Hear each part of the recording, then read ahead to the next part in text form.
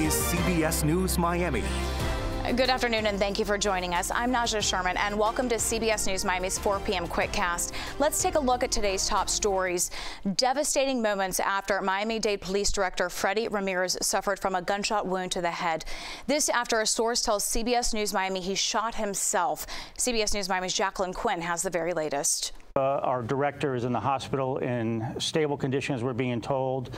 Stedman Stahl is with the South Florida Police Benevolent Association, and he's in shock along with the law enforcement community in Miami-Dade County as they woke up to this news Monday morning. We're not sure of all the facts surrounding the incident that took place last night. Miami-Dade Police Director Freddy Ramirez was taken to the hospital following a shooting that left him undergoing surgery at a Tampa hospital. Police tell us he is in critical condition but is stable. There was a situation that took place last night in Tampa when he was driving back home from a conference that he was attending. Authorities and sources tell our Jim DeFeedy the director shot himself in the head in an attempt to take his life. They say he was in the car with his wife when he pulled over to the side of the road of I-75 south of Tampa. This happened following an argument with his wife outside of a hotel. According to a source, a passerby claimed to have seen Ramirez threatening to kill himself, saying he took out his gun and put it in his mouth. That passerby later then called police, but both denied anything happened. The couple then hit the road around 9 p.m. on their way back to Miami before the shooting. And that we're asking that the public please keep his family and friends in their prayers right now tonight. Stay with CBS News Miami on air and online for continuing coverage. CBS News Miami's Yvonne Taylor is headed to Tampa. He'll have live reports later tonight on CBS News Miami. And we want to remind you that if you or anyone you know are having thoughts about self-harm, help is available every day, 24 hours a day. You can call or text the National Suicide Prevention Lifeline at 988. You will be immediately connected to a trained crisis counselor. Again, that number is 988. Always alerting, always tracking. This is Next Weather. And taking a live look outside, another very hot day here in South Florida. Relief is coming, but not until late this week.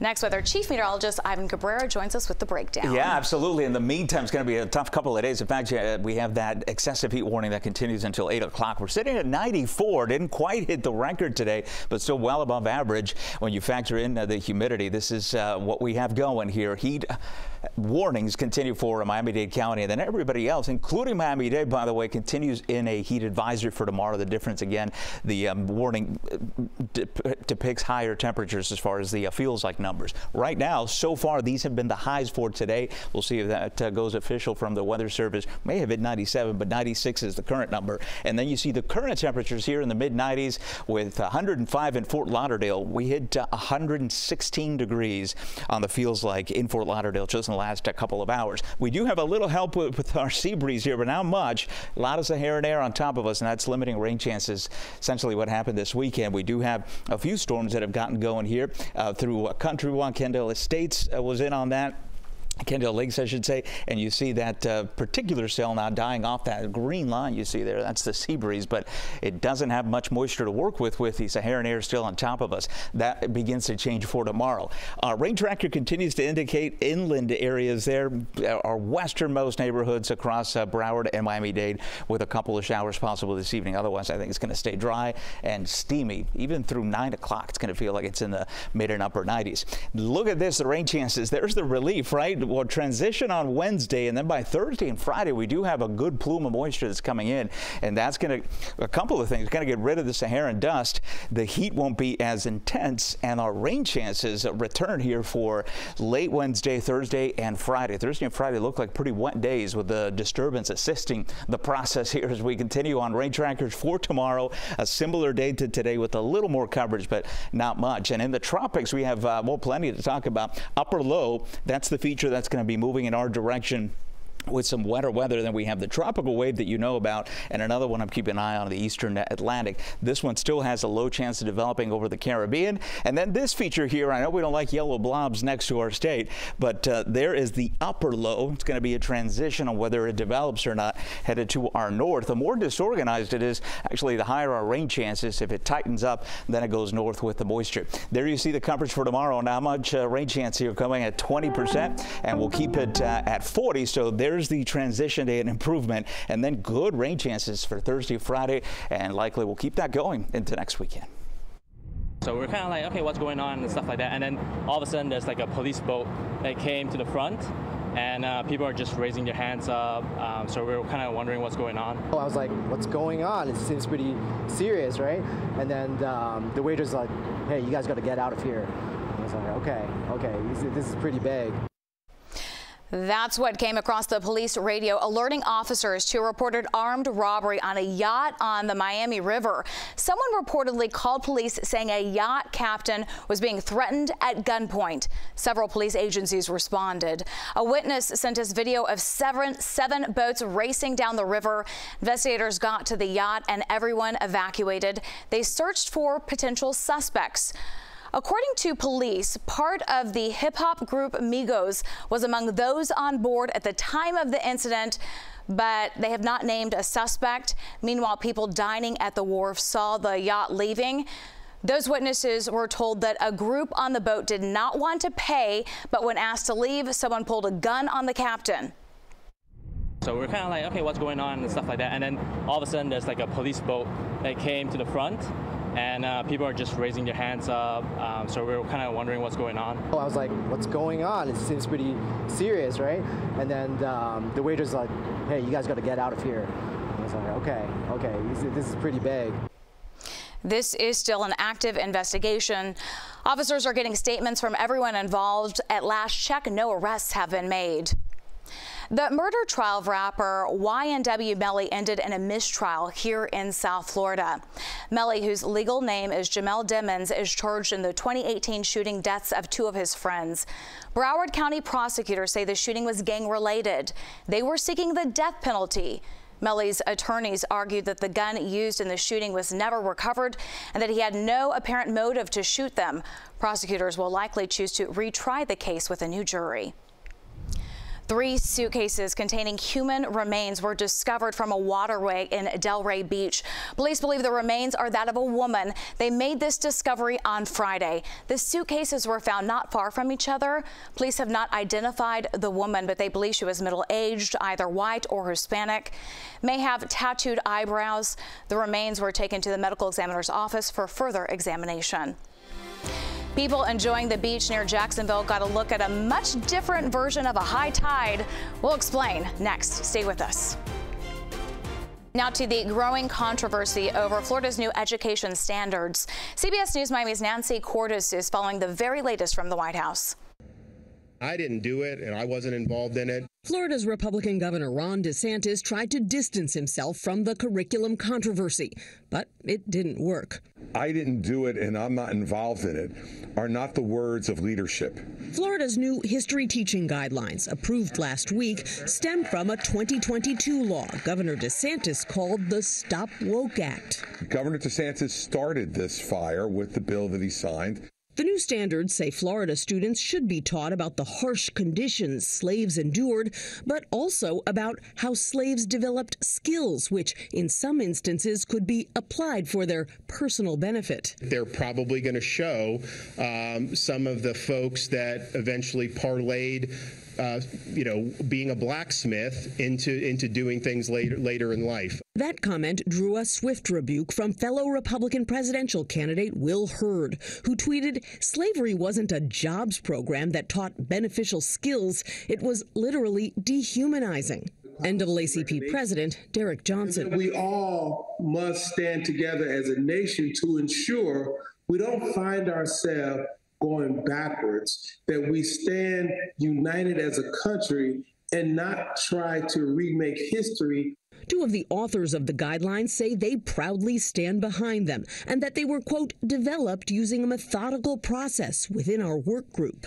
They want to replace history with lies. The nation's first black and Asian American vice president traveled to Florida Friday to condemn the new standards in person. I am deeply concerned. Because let's be clear, I do believe this is not only about the state of Florida. There is a national agenda afoot. That was CBS News Miami's Nancy Cordes reporting from the nation's capital. Growing frustrations over what officials are calling a new humanitarian crisis at the U.S.-Mexico border. Texas Governor Greg Abbott recently signed off on placing this floating barrier along the Rio Grande River. He says it was an attempt to limit border crossings. But critics are calling the move inhumane, saying migrants could get stuck. I want to go now live to a presser happening right now.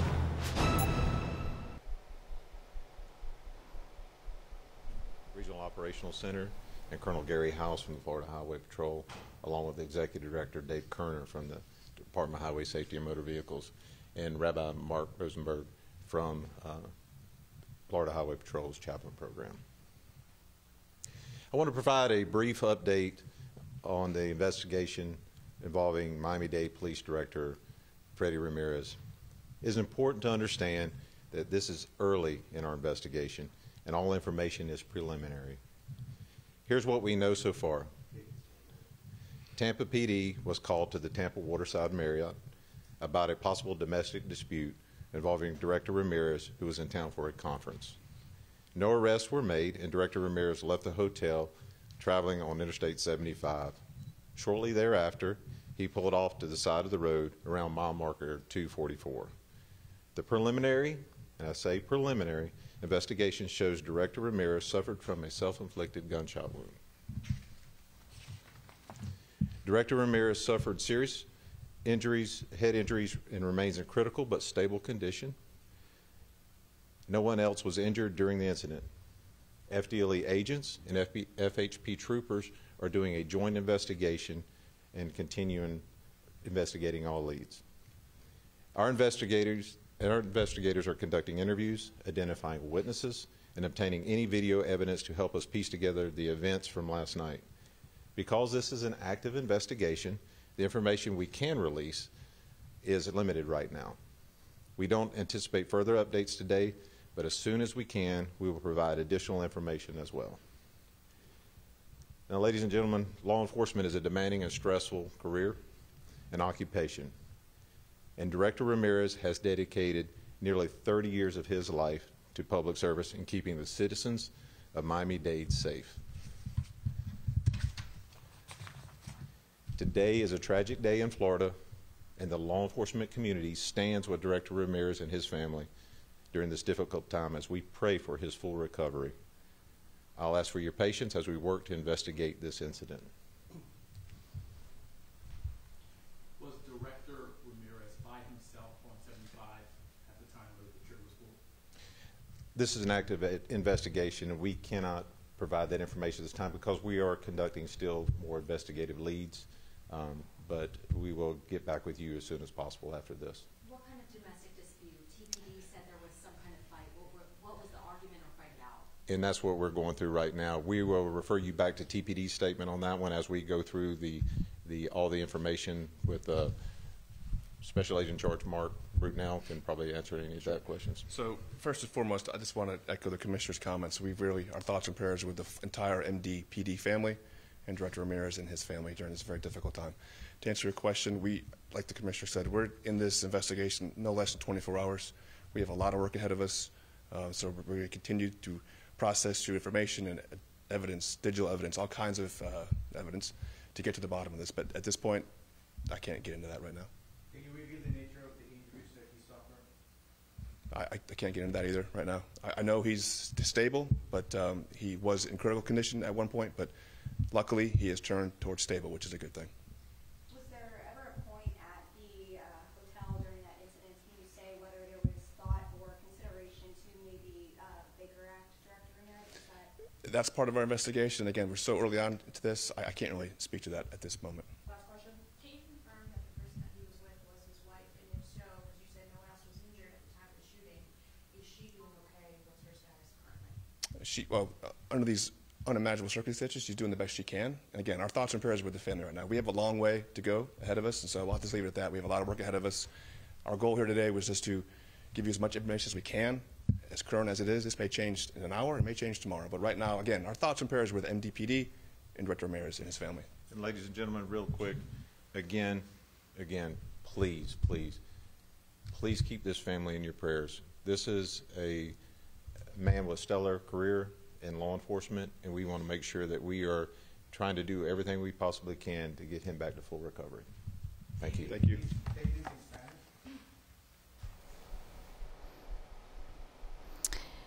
And we continue to follow breaking news happening right now. You just heard from Mark Glass with FDLE. He gave us an update right now into the self-inflicted shooting of Police Director Freddy Ramirez. They said that right now they're just 24 hours into that investigation, still working to get to the very bottom of the investigation. We know that Ramirez now is in stable condition. At one point he was in critical condition, but now he is in stable. And they asked that we just keep his family in our prayers right now. We want to let you know that CBS News Miami's Yvonne Taylor is headed out to Tampa for the very latest on this investigation, and we're going to have live reports for you coming out throughout our newscast. So stay with us. We'll be right back.